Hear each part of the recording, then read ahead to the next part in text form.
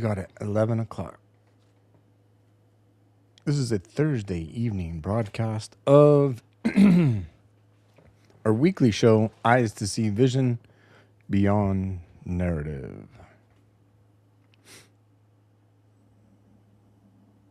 Don't let me get distracted by my phone.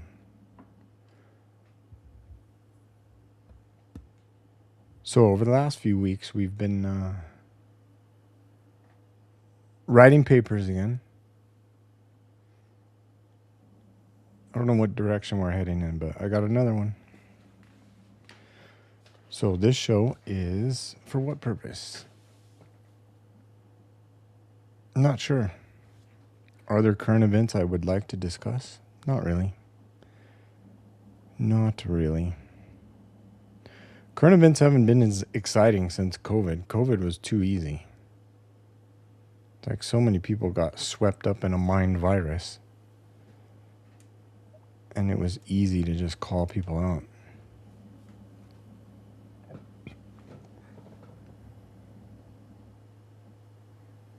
Now there's just horseshit going on. Which is fine because we're not here to fix the world. We're here to start fixing ourselves, right?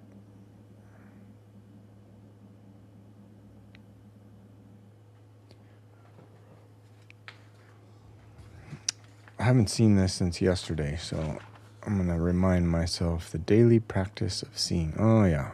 So we're into what do we do after we've learned what we've learned? So let me read this, and if you want to jump in and join the discussion,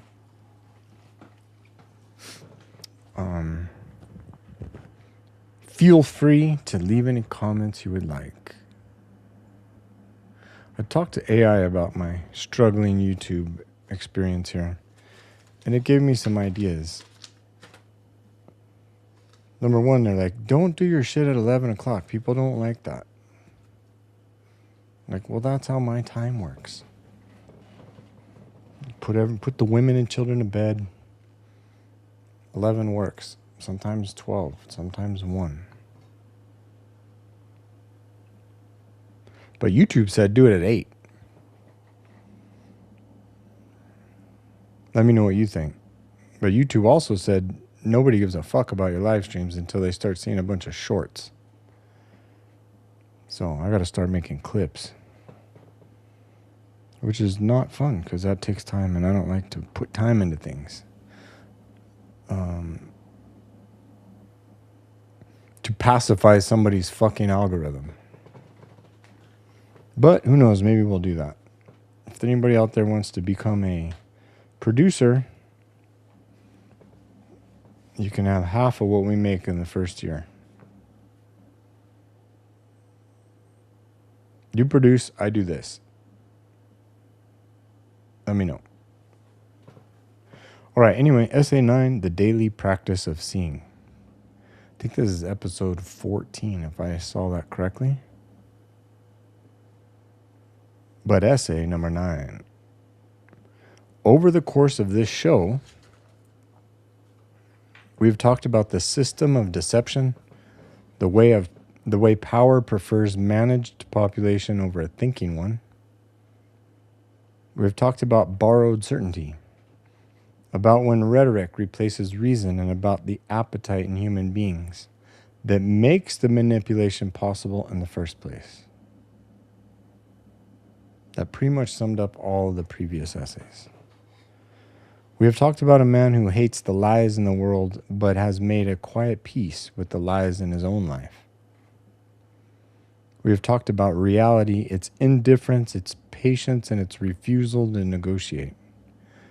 And last week we talked about judgment, why it's important, what it actually means, and what it costs to recover it, to become an authentic judge. Now, all of that was diagnoses. Most people, when they begin to see clearly, make one of two mistakes. The first is performance. They take what they've learned and turn it into an identity. Let's push pause and jump outside the paper. You see this a lot in churches. As somebody that grew up in the church from day one, I'm a very skeptical person when it comes to a lot of things. Not necessarily the dogma of the church, but to see people realize for the first time that their fucking life was miserable and wrong, and then come to the lighter side of things and get all exciting is exciting for some people, not for me. Because to me, it means nothing unless it lasts or it's fruitful. And that's what you see a lot here. People learn a little bit about truth, a little bit about righteousness. They learn to see things the way they are. And then they jump on their self-righteous high horse. Back to the paper here. They take what they've learned and turn it into an identity. The person who sees through the narrative. The one who isn't fooled. The skeptic with the sharper eye. That's cool stuff, especially if you weren't that way before.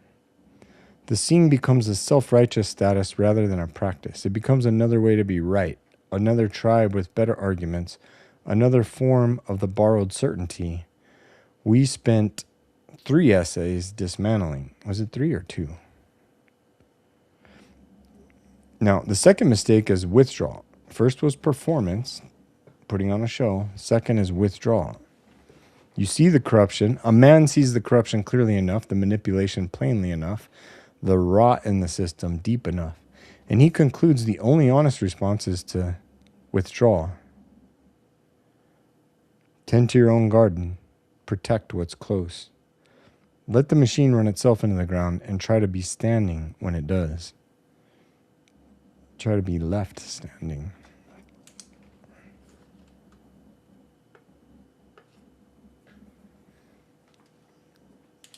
There's wisdom in that instinct, but taken too far, it becomes its own form of pride.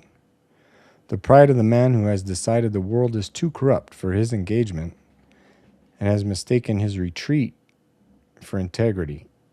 Pause.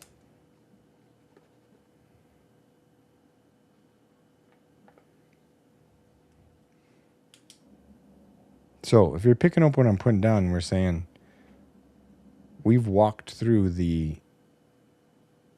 identification of blindness in the world. How humans are terrible at making good decisions, terrible at discerning the truth, and easily manipulated and swayed. Then we talked about why. And then we talked about how to come out of it. And once you come out of it, that's where we're at now. You come out, you start to see clearly, and you either go one of 2 ways. Oh, shit. I think I've done both, actually. I've definitely done both. Even if you don't like the religious analogy, take a sports analogy, because sports is always good for analogies. Think of that guy that just started learning golf and is really good. Or is getting better, getting really good. But he's only been doing it for a short amount of time. And maybe he's playing with somebody that's played their whole life and he thinks, I'm better than this person already? But little do they know that the game is so complex and so ruthless and vicious that the little pride they have, you start to see them coaching. Like, hey, maybe you should keep your eyes down. Keep your head down. Is that a fact? But they don't realize that that game will humble them. The game of golf will humble everyone. Look at Tiger Woods. Nobody that's the best is always the best.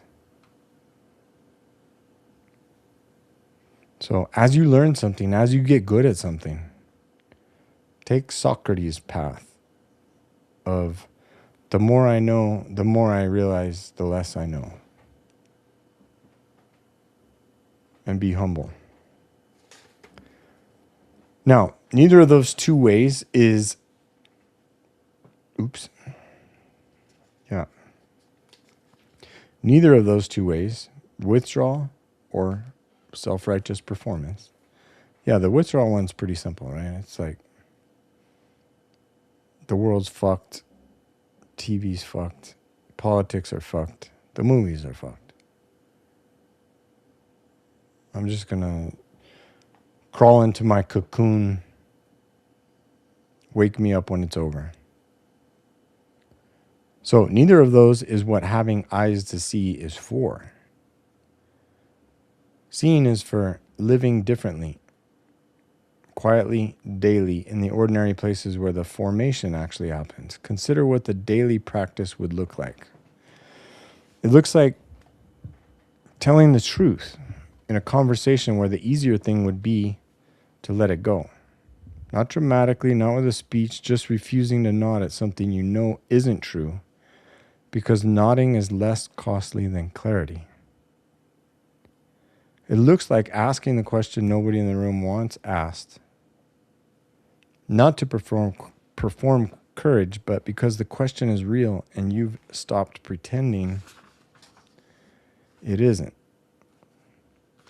It looks like receiving correction without immediately reaching for defense. It looks like changing your mind when the evidence demands it, even when changing your mind will cost you standing with people whose approval you still value. It looks like doing the work in front of you without waiting to feel like it matters enough. None of that is impressive. None of it trends. Most of it happens in rooms where nobody is watching and nobody is keeping score. And that is precisely where character is built. In the private repetition of small, honest acts that nobody will ever applaud. The most clarifying example of this kind of life is Jesus. Whatever a person believes about who he was, the shape of his life, is difficult to argue with. He didn't withdraw. He moved toward people, toward the broken ones, the dishonest ones, the ones nobody else wanted to be seen with. He told the truth to people who had the power to destroy him and knew it. He questioned more often than he delivered verdicts. He was not owned by the approval of crowds, which is why the same crowd that welcomed him 1 week would call for his execution 1 week later, without altering what he said or who he was. That's not a strategy, that is a character. And character holds under pressure in a way that strategy never does. Because strategy is always calculating the cost, while character has already decided to pay it. This is what the previous 8 essays were building toward. Not a sharper argument, not a better narrative, a person. The kind of person who has examined himself honestly enough that he can look at the world honestly. Who has told the truth in the little things long enough that no longer requires a heroic decision to tell the truth in larger ones. Who can stand in the middle of confusion and say clearly that this is true, this is false? Oops, I might have miswrote that. Let's see. Who, the kind of person who can stand in the middle of confusion and say clearly, this is true, that is false, this is courage, that is cowardice, and remain standing, not because he has no fear, but because he has stopped organizing a life avoiding it. Let me say that one again. Not because of fear. This man can stand in the middle of confusion and say clearly, this is true, that is false. This is courage, that is cowardice. And he remains standing not because he's not afraid, but because he has stopped organizing his life around avoiding fear. I know, it's kind of deep, but these diamonds aren't cheap. The battle between truth and deception is not won in a single moment of clarity. It is won or lost in the daily decisions of ordinary people. To say the true thing, to do the honest thing, to refuse the comfortable lie, in places too small to be recorded and too numerous to be counted. A society changes when enough of its people change, not through a movement, not all at once, through the slow accumulation of people who have decided that the truth is worse. Am I tired or what? The truth is worth the cost of living by it. So the invitation at the end of essay 8 is to not find the right side or the cleaner tribe or the more accurate narrative. It is simply that it is simpler than any of that and harder. Examine your life daily, discern carefully, call things what they are. Stand up when standing is required. Eyes to see is not a destination, it's a practice. And the practice begins again tomorrow. AKA daily practice. The end. So I didn't have a whole lot of time, but we spit that one out. But you're starting to see, if you were paying attention to essay 8, how long was that one? Oh no, it opened all of them. No.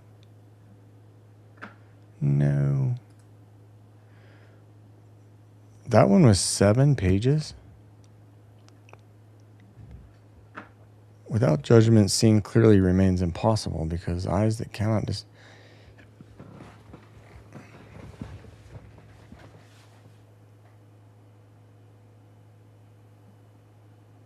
I think when we get to 10 papers, we might as well just put it together in a book.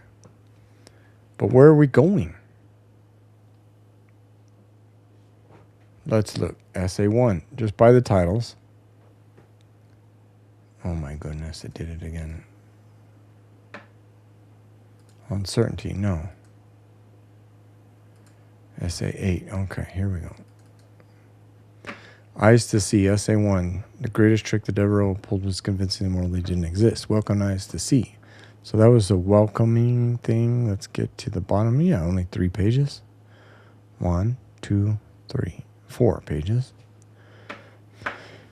And we finish by saying, eyes to see exists because naming deception threatens the systems that depend on it. So basically identifying deception. I'm just walking through this for my own sake. You can stick around if you like, comment if you'd like. If not, continue. Carry on. Eyes to see exists because naming deception threatens the systems that depend on it. This shows an invitation to step out of the fog, not to pick a new tribe, but to recover moral sight. See, there it is in the first paper. My argument is that most people have lost any sort of moral sight. And that in order to retain it, we're going to go through the other papers and walk through this journey. But we got to the point here where I'm saying, once you've passed that judgment stage, the ability to judge things for right and wrong, what are you going to do? Who are you going to become? Are you going to become the self-righteous know-it-all?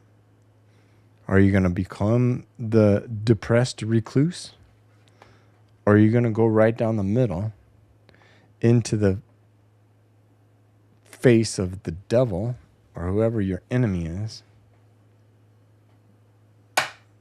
without fear?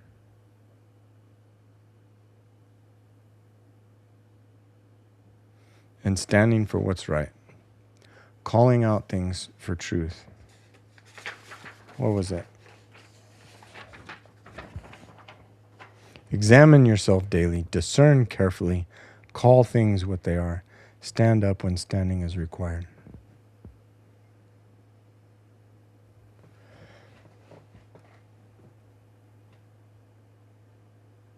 To question the stories you've been handed, to recognize the real struggle isn't left versus right. It's truth versus lies.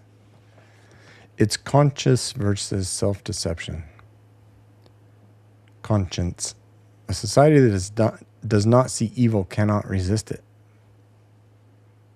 You got to call it out. You got to see it before you can call it out.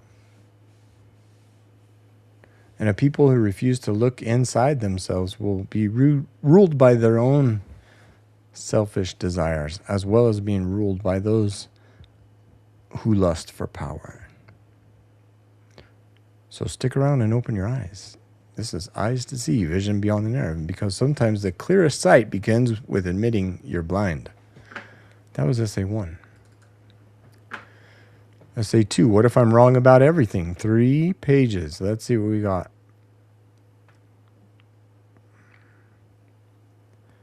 A serious political worldview. I'm just jumping in the middle, just going for a swim. A serious political worldview does not begin with policy preferences. It begins with moral orientation. Am I willing to tell the truth when it costs my side credibility?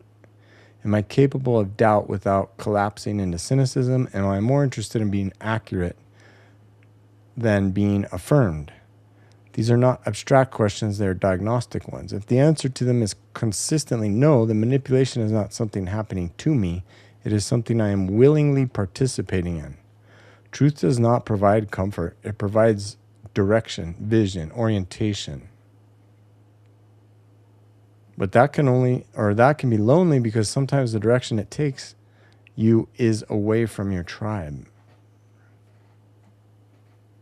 And there's a lot of tribes right now that I think are wrong. And easily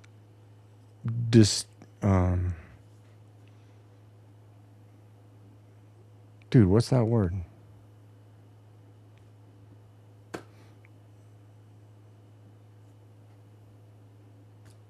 Man, I cannot think of it. Easily descriptive. It's easily, oh my God, that's going to drive me nuts. Truth does not provide comfort, it provides direction, orientation. Lonely because sometimes you're away from your tribe. Truth is lonely because it doesn't flatter. Ideologies tell you that you're righteous, enlightened, or on the right side of history. Truth doesn't give a shit about your self-image. It doesn't care about you at all. And it corrects you without apology. But if that feels destabilizing, it should. A political vision built on anything less than the truth will eventually collapse under the weight of its own certainty. I guess that's a decent summing up of the paper, or no? What if I'm wrong about everything? Yeah, okay. I say 3 on certainty. This one's 5 pages.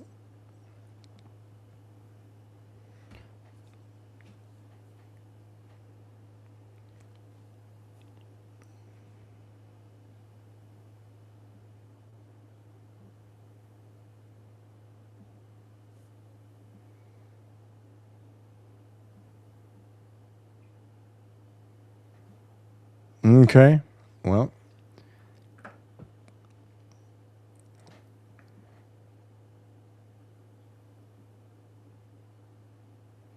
The purpose of Eyes to See is not to create better certainty. This is the end of paper 3, which was on certainty. It is instead to dismantle a false certainty, the kind that insulates corruption, hardens identity, and prevents people from asking foundational questions about power, truth, and responsibility. A healthy political culture does not require uniform agreement. It requires moral seriousness. It requires the willingness to say, I might be wrong, without collapsing into relativism or cynicism. Truth doesn't flatter us. It does not align with tribes. It doesn't care how invested we are in being right. Truth simply is that which is. And because human beings are not absolute, approaching truth will always require humility, restraint, and a tolerance for discomfort. Because we cannot be absolutely certain about anything, because we're not absolute. Certainty offers safety, but truth demands courage. Any political vision built on certainty will eventually collapse under the weight of its own arrogance. A vision oriented towards truth, approached patiently and perfectly and honestly, might actually endure. Essay 4, why we resist first principles and how rhetoric replaces reason.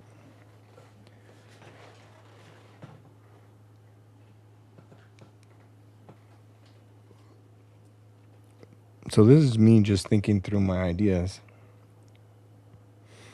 trying to organize them in some sensible order. And I feel like that there could be like, maybe not a book, but a little pamphlet. But I think I would have to go back and shine it up quite a bit. So why do we resist first principles? What is a first principle? I'm just looking at the beginning of the paper, and I'm going to skip to the end, which is 5 pages, and see how we finish this one.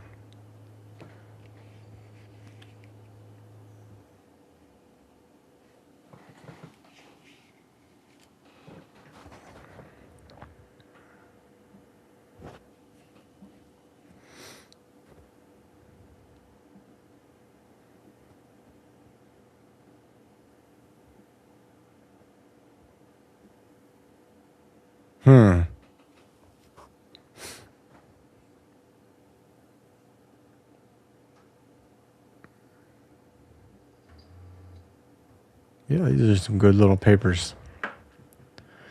So what is it that people are using to build their flimsy houses? Where does that come from? First principles strip away the comforting insulation of your flimsy house.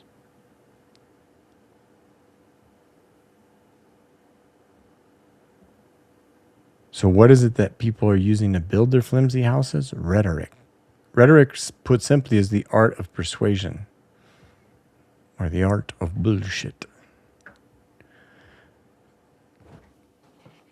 It's important to keep in mind that it is possible to persuade something of something true, but it is also very possible to persuade someone of something that is not true. Persuading is the rhetoric, or the tools you use vocabulary-wise and language-wise that you use to persuade someone, not whether it's good or evil or true or not true. In the battle between good and evil, rhetoric is a powerful weapon used by both sides, though one side uses it to shine the light on truth, while other side uses it to deceive. Rhetoric, in a deeper sense, is the strategic shaping of language used to move perception rather than used to clarify reality. Let me say that one again. Rhetoric, in a deeper sense, is the strategic shaping of language used to move perception rather than used to clarify reality. It's not simply persuasion, and it's not necessarily falsehood. It is the art of arranging words, emphasis, tone, and framing so that an audience feels a conclusion far before they understand it.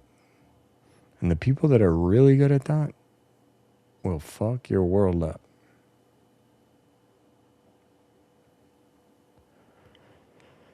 Those mind readers, I don't know what they call them, but that art of persuasion is dangerous. Distraction, persuasion, and deception.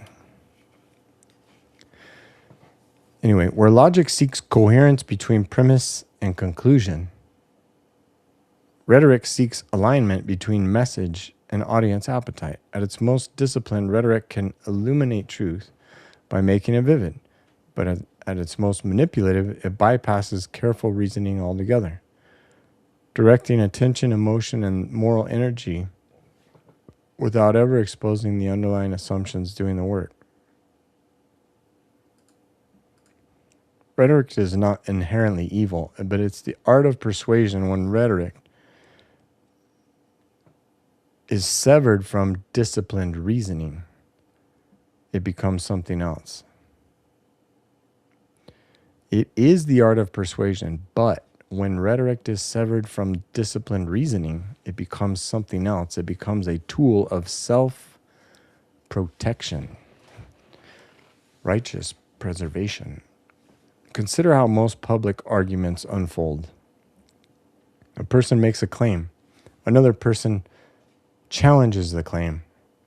Voices rise, motives are assigned, tribes mobilize, but rarely, almost never, does someone ask, what do you mean by that word? What assumptions about human nature are we making here? What trade-offs are we hiding? And what, if true, would change your mind? What, if anything, if true, would change your mind? Instead of asking these probing questions, we allow ourselves to be maneuvered by fallacies. Straw man arguments simplify. Dude, did I start in the beginning of the paper? Yeah, apparently.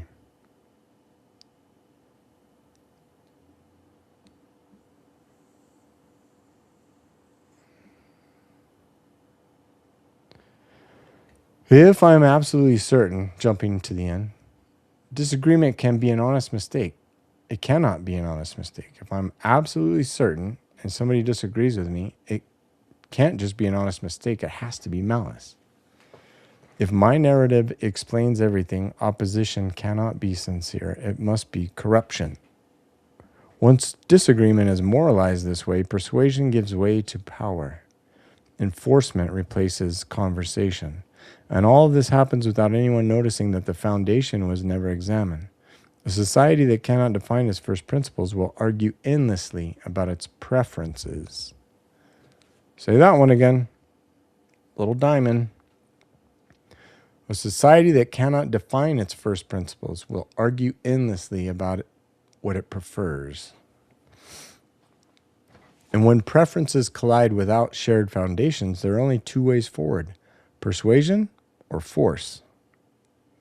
If persuasion requires clarity, humility, and disciplined reasoning, and we refuse those, then force slowly becomes the new default. Not always physical force, but sometimes a social force, institutional force, reputational force, but force nonetheless. And make no mistake, the force will become physical if the principles aren't reconciled. History is very clear on this. When rhetoric replaces reason, volume replaces that which is valid. When identity replaces principle, loyalty replaces truth. And when that happens, power no longer needs to justify itself. It only needs to win. This is the real cost of resisting first principles. It is not that we have become slightly confused. It is that we become governable by whoever speaks most convincingly to our appetite. A person who cannot define what they believe will eventually believe whatever feels urgent. A culture that cannot trace its arguments back to first principles will not collapse from disagreement. It will drift into manipulation. First principles do not guarantee agreement. They guarantee accountability. Without them, rhetoric becomes the architect of reality. With them, rhetoric is forced to answer to truth. The question is not whether you can win an argument. The question is whether your argument can survive its own foundation being examined. If it cannot, the problem is not your opponent, it's your premises. So that's some logic, reason, argumentation, persuasion, and rhetoric paper, right? Essay 4. Essay 5, why deception works. See if we can find a quick little paragraph discussing this one. Dude, the endings of these are terrible.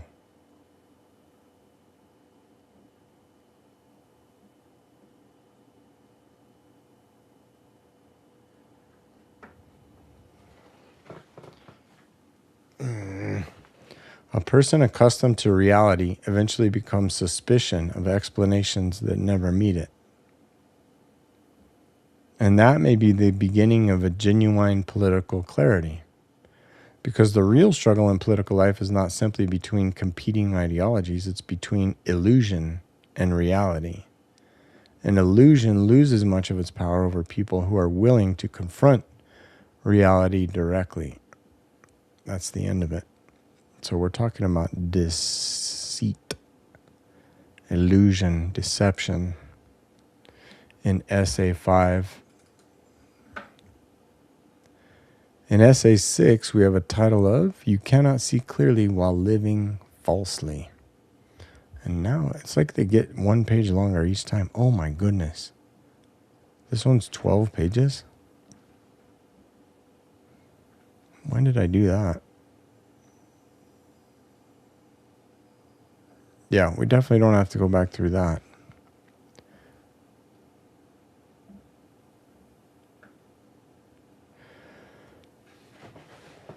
Most people do not lack access to truth. They lack the character required to stop protecting the lies that make their lives easier. That should bother us. It bothers me. Because it means the problem is not merely that the world is full of deceivers. The problem is that I have often become a willing customer. I have bought explanations that excused me. I have preferred narratives that comforted me. I have mistaken being informed for being formed. I have wanted truth in public while resisting it in private. And if that's true, then the work ahead is more serious than simply exposing lies. The work is becoming the kind of person who no longer needs the lies. Before asking why the world lies so easily, ask why the lies still find such comfortable lodging in you. That is not an insult, it's an invitation. Because the person who can finally say, I have been blind, may be the only person ready to receive eyes to see. Essay 7, reality is not interested in your narrative. A couple shows ago, you remember this one? 13 pages. Goodness gracious.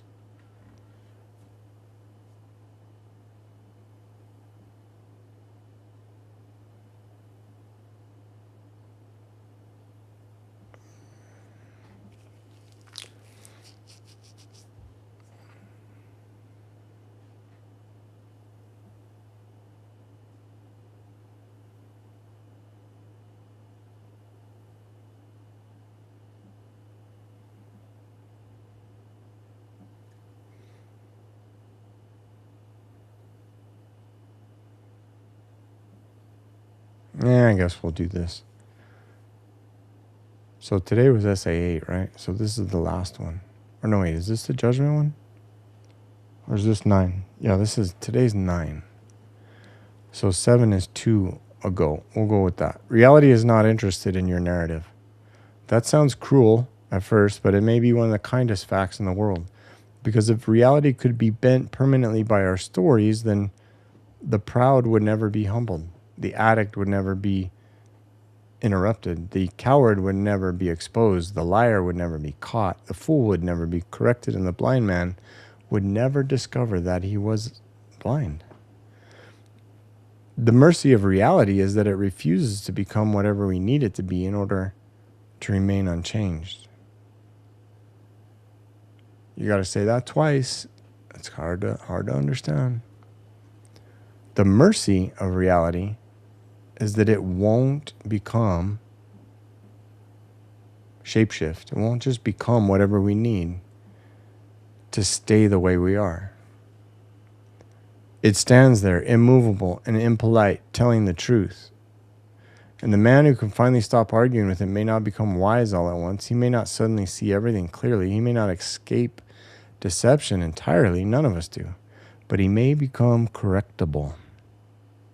And correctable man is no small thing. He is harder to flatter, harder to herd, harder to buy off, harder to frighten with imaginary enemies, harder to seduce with stories that preserve his innocence or destroy his innocence. Harder to govern through, preserve in a false sense. Harder to govern through the appetites he has finally begun to name. That may be where the real vision begins, not with the man who knows everything, but with the man who can still be corrected by what is true. And finally, for this evening, essay number 8. The lost art of judgment. Let's see if we sum it. Without judgment, seeing clearly remains impossible, because eyes that cannot distinguish truth from falsehood are blind. They are open, but they cannot see.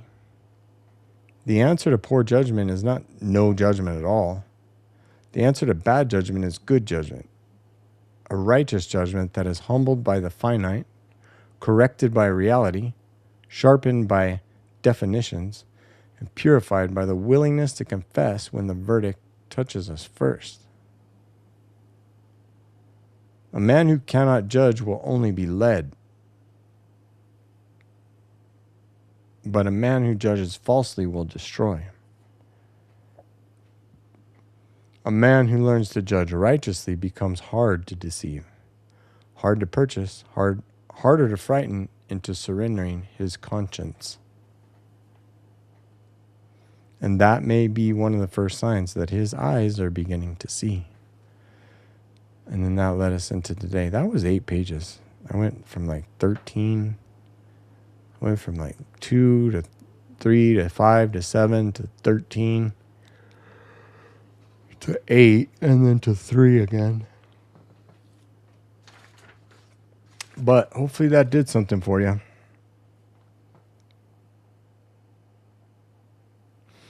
Leave a like, leave a comment, see if we have any comments. Otherwise, I'm going to bed. No comments.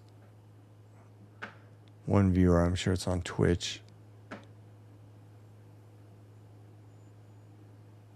Does that actually show up?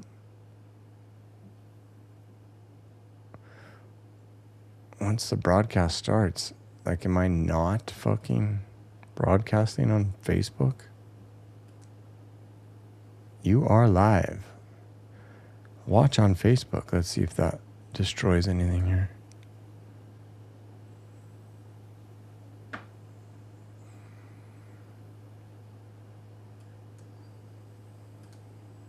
Oops. God, I fucking hate Facebook. But apparently it's working.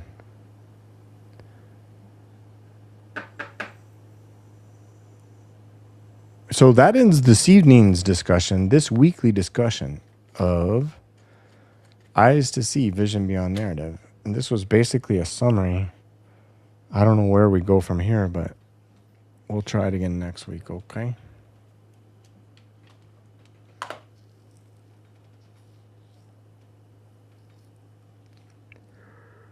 That'll be next Thursday.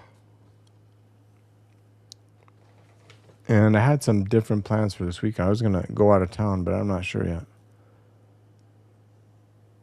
So I didn't know if I'd have a show tomorrow for all of you waiting on pins and needles.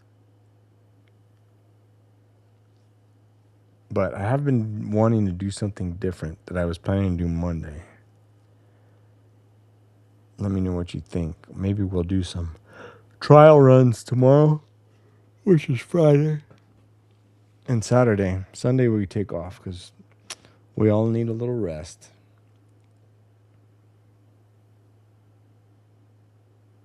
But until then, go San Antonio Spurs and fuck OKC.